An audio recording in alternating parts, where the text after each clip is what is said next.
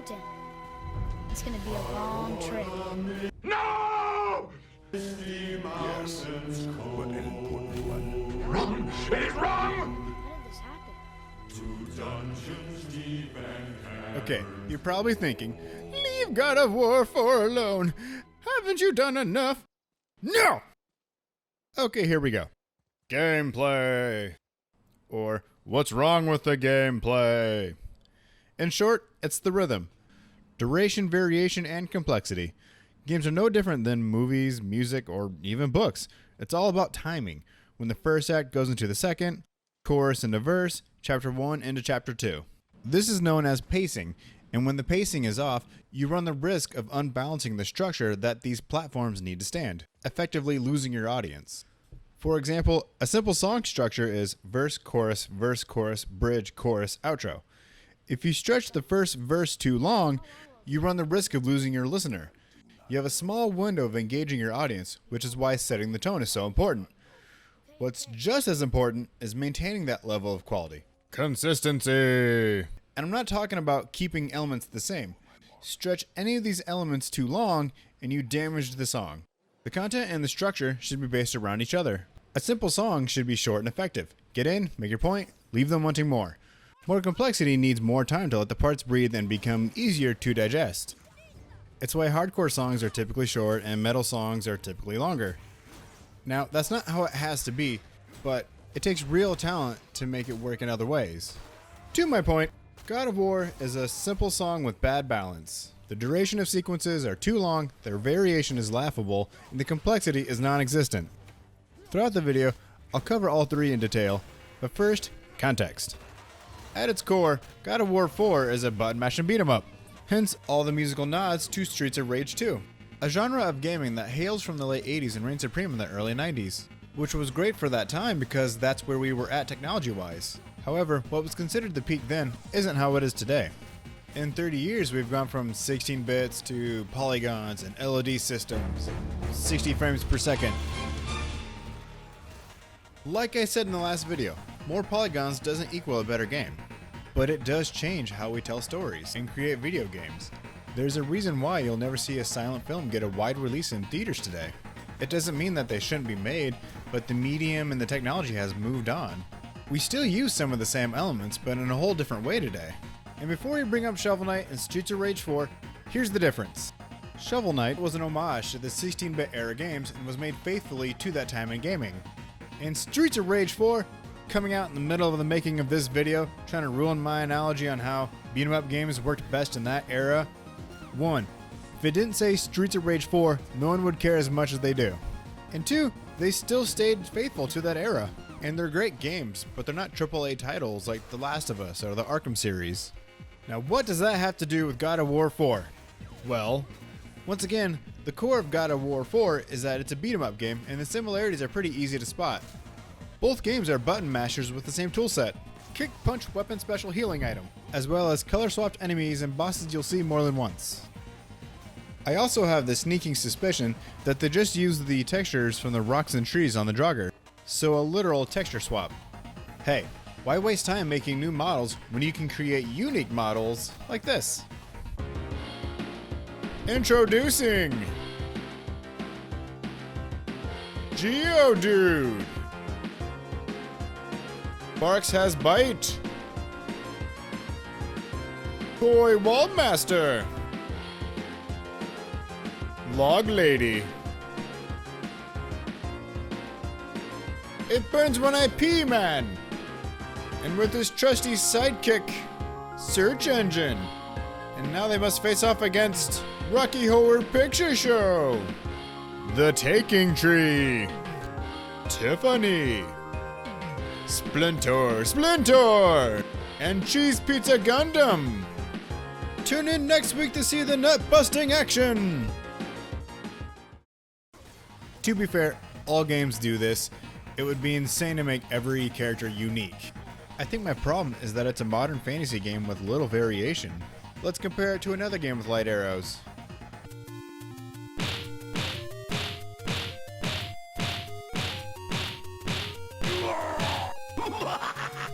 Wow, what a smorgasbord of enemies! And before you say, it's not fair to compare it to a game from 1986, making enemies was different. What do you know? Just look at Dark Souls 3 that came out 2 years before God of War 4.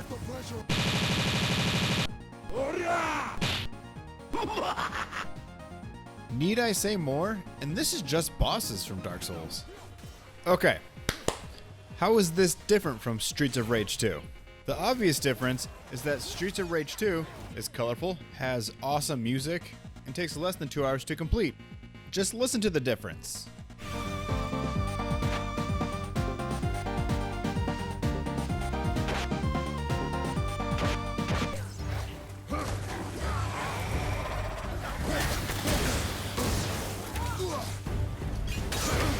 Doesn't this cavernous void of nothing just pump you up? Just look at this drab, lackluster fight. Doesn't this just like, yeah, what? Get you in the groove to kick some Draugr ass? Oh, it doesn't? Oh, jeez. Well, I'm sorry. I'll put on some music to get us through this. That's better. The music alone may be why more contemporary beat-em-ups like Bayonetta work, and this one doesn't. Another major problem that I pointed out in the previous video is that we can't take 5 steps without running into something that locks us into that area for a lengthy amount of time. In the time that it has taken Kratos to travel 2 blocks, in Streets of Rage 2, I progressed through the whole level, defeated the mini and the stage boss. A quick side note, I'm playing this game on normal difficulty, and if you think the solution to me thinking this game is too easy is to then make it harder, well then you're out of your mind, and you haven't been listening. Because the problem is that we're stuck in this one area for a long amount of time. Bumping up the difficulty would make the fight even longer because the enemies would have more of a health pool. Plus, if I die, then I have to do it again. Nope. Fucking finally, we can move on.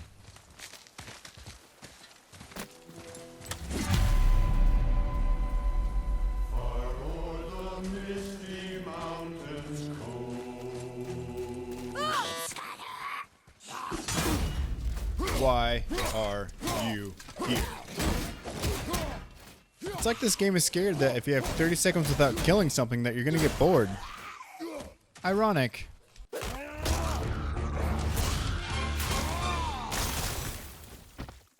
That was well worth it. And for a whole 5 XP, Anything else? my cuppeth of XP overfloweth now. Thank you for putting that one guy in my way. Let's go! Thank you. Yet. It's fine! And when we're not fighting, we're dealing with this. I'm gonna take my time rescuing him. Yeah. Father, help! Hang on! Hurry! I'm slipping! It's fine! Stay calm. Almost there.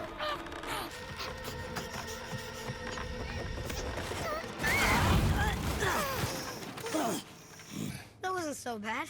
Slow down. You literally walked from here to here, and now we are in a pit of statues of enemies that are not going to stay statues. More Draugr. You said it, kid. These aren't moving. Are they dead? I mean, more dead? Boy. After finding the answer to his question in 6 minutes and 20 seconds of action, we come to a grand total of 10 minutes and 38 seconds where nothing of significance happened. Plus all the stuff not cut out, we come to 16 minutes and 42 seconds. Nothing gained, nothing earned, nothing learned. For a quick comparison, Arkham City. This 3-minute sequence is way more fun and rewarding than any of the last 10 minutes and 38 seconds in God of War 4. There's more to say, but later.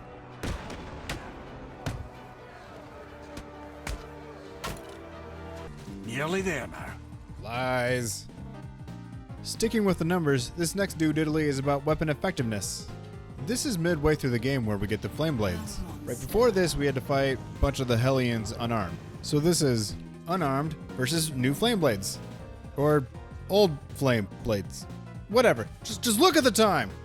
We get a new fancy weapon and it says it's 14 seconds. What a game changer. What else can it do that our frosty axe can't? Oh, we can use it to throw it at things, to throw it at something else, to open things? Oh, that's cool. Definitely can't do that with the axe. I'm not gonna harp on God of War's in-game logic for their puzzles too much. Like, for example, the creator of said puzzles either didn't anticipate Frosty Axes being able to solve them, or made them with the sole intent of a Frosty Axe being the solution. And Flame Blades, out of the question. But that doesn't matter. Most games can't justify their puzzles, and they don't have to. The point of them is to break up the gameplay, try to keep things fresh or from getting stale. Just look at Resident Evil, Zelda, or Splinter. It just gives you something else to do in between shooting or slashing enemies. I will say that these puzzles get old real fast. They're uninspired and act as another speed bump from the main story progression. At first they're fine, but the more you have to do them, the more it feels like filler, rather than a brain teaser. Another big problem, and something I'll get more into later, is that the puzzles and the action sequences pull me out of what's going on because they remind me of different titles.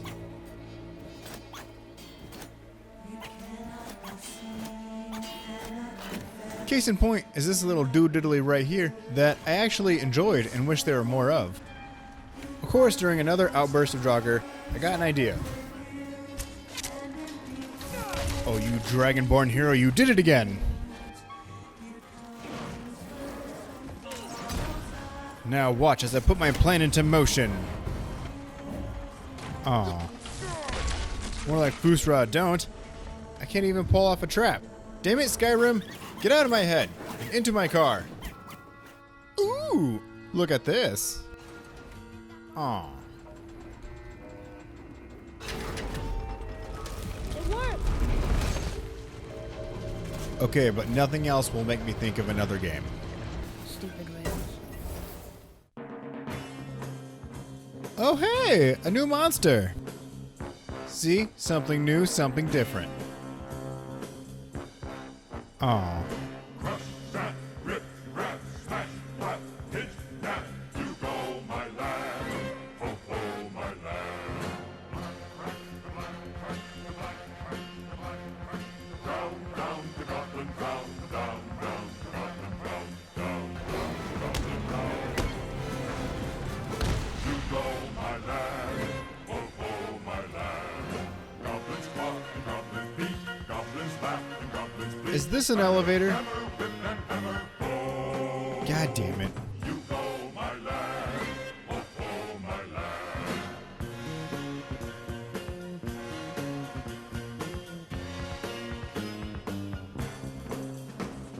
Below, my lad.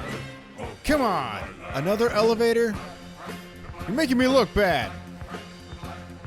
down, down to Goblin Town. Down, down to Goblin Town. Down, down to Goblin Town. You go, my lad. Okay, so God of War has one or two elevator fight sequences. Big whoop. But does it have a boss rush?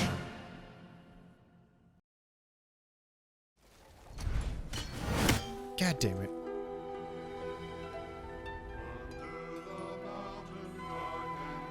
Before I move on, I think it's important to mention that none of those similarities are necessarily original to those games. The difference being, when I'm playing those games and those sequences occur, I'm not thinking of other titles, which cannot be said for this game.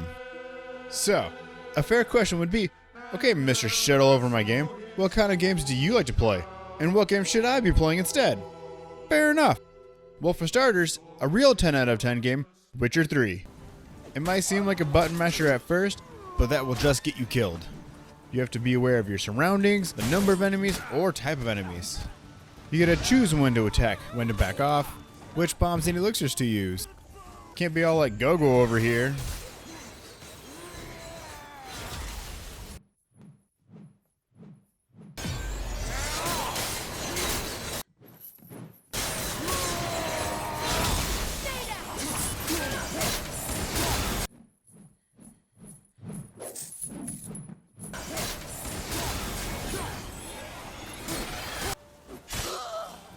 See, I can twirl my weapon around too.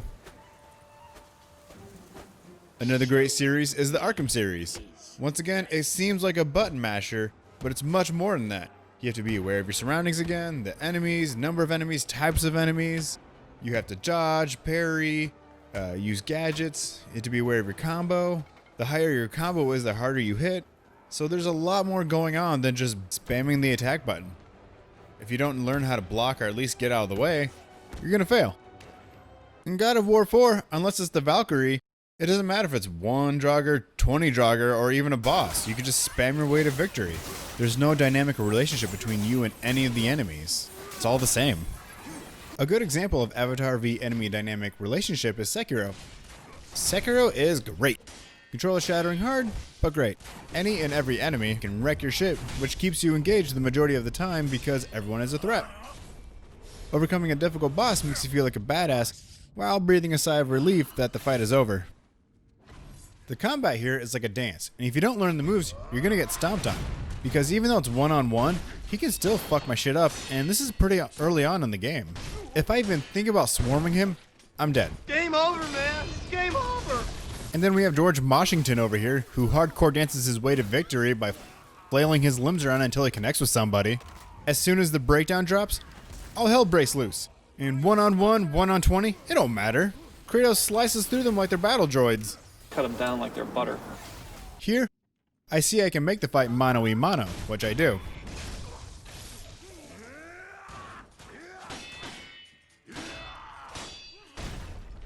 Everything is going according to plan. I'm attacking properly, I'm defending properly, and as soon as I am about to deliver the death blow, his friends show up and almost kill me in one hit. As soon as it becomes not one-on-one, you run away. This fight, I'm blind, I'm surrounded, no big deal. Here, I regroup, I eat my Wheaties and drink my Gatorade, and then try to take them out one by one. So you tell me what's more exciting, this or this? Bobbing and weaving, or blasting through them like they're stormtroopers. Once again, this is just my preference. If you prefer the latter, then go on with your bad self. But there is a difference between a rack of ribs and the McRib. And that's right, in this analogy, God of War is fast food. It merely resembles food. It's edible, but it's not real.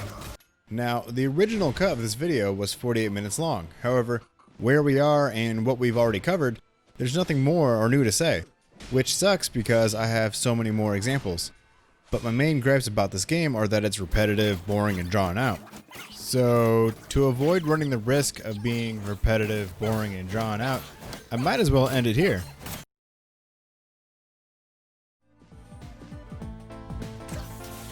See you next time.